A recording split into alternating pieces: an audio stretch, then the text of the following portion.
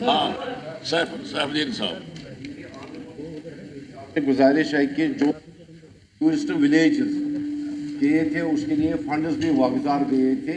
Tourist villages इसमें बेहतर रहता, उनकी सबों की जो रजिस्ट्रेशनें बनी हुई होती एज अ टूरिस्ट विलेज, तो उसका आगे से वो टूरिज्म डिपार्टमेंट उनको वहाँ पर टूरिस्ट रहने नहीं देते हैं। क्या वजह? अगर गवर्नमेंट ने उनको दिए हैं पैसे, किसी को कोठा, किसी को कोई मकान एज अ टूरिस्ट विलेज, चाहे दौदपत्री हो, चाहे तोस मैदान हो, यूसमर्ग हो, तो वहाँ पे उनको रहने क्यों नहीं देते हैं? किसी सिक्योरिटी रीजन के बहाने पर, कोई रजिस्ट्रेशन के बहाने पर। तो उन टूरिस्ट विलेजों का फंड्स जो वागजार हुए उनका क्या हुआ? ये बात भी सुनो ना, आपने इतनी बातें की, क्वेश्चन आवर में डिस्कशन करना जायज नहीं है। टूरिज्म की ग्रांट्स आ रही हैं, उस दिन आप तकरीर करो और ये जवाब दे देंगे। टूरिज्म को लेके कोई भी इलाका और कोई भी हिस्सा जो है इस सवाल के साथ जोड़ा जा सकता है। अब ये सप्लीमेंट्रीज के दौरान कई सारे इश्यूज पे यहाँ सवाल उठाए गए। कोशिश करूँगा कि एक एक का यहाँ पे जवाब दूँ। हालांकि जैसे आपने खुद कहा, ग्रांट्स के दौरान तफसीलन डिपार्टमेंट पे बहस होगी।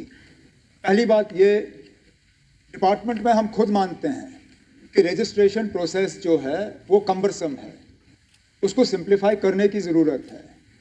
मैं खुद शर्मिंदा हूँ इस बात पे कि 1978 के बाद हमने इन रूल्स और प्रोसीजर्स को रिव्यू करने के बारे में सोचा नहीं।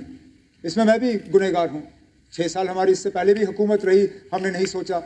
आप लोग कहीं ना कहीं हुकूमत में बैठे रहे 78 के बाद, नहीं हुआ। लेकिन चलिए, देर आए दुरुस्त आए, इस पे हम काम कर रहे हैं, क्योंकि रजिस्ट्रेशन प्रोसेस जो है इसको सिंप्लीफाई करना ज़रूरी है। इतना काफ़ी नहीं है कि हम इसको पब्लिक सर्विस गारंटी एक्ट के साथ जोड़ दें और कहें कि हमने अपना काम कर लिया है, क्योंकि हम ये भी जानते हैं कि पब्लिक सर्विस गारंटी एक्ट के तहत जो पेनल्टी लगती है वो इतना भी नहीं है कि अफसर पूरी तरह से डर जाए।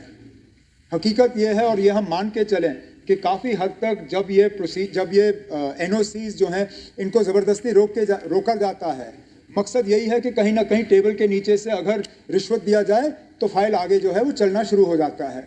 हमारी कोशिश ये रहेगी कि रजिस्ट्रेशन प्रोसेस को हम इतना सिंप्लीफाई करें कि उसकी गुंजाइश ही कम रहे। अब इसमें कई तरीके हैं, या सेल्फ डिक्लेरेशन का तरीका है जिस पे हम सोच सकते हैं।